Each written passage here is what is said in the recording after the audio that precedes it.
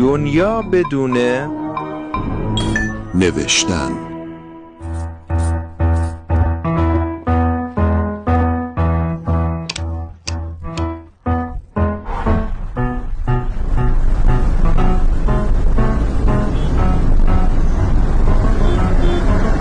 به کتابخانه خوش اومدید. کتاب 1001 دستور پخت با مایکروویو داری؟ راهروی 3 جعبه 14. 2 پیمانه برنج و 3 پیمانه آب توی یک کاسه بریز. سلام، شازده کوچولو رو میخواستم. متاسفم آخرین نسخش همین چند لحظه پیش از دستمون رفت. بازش کن ببینیم. اوه حاجی پشمام، این کاغذ واقعا عالیه. هی، میشه نمک رو بهم بدی؟ بفرما.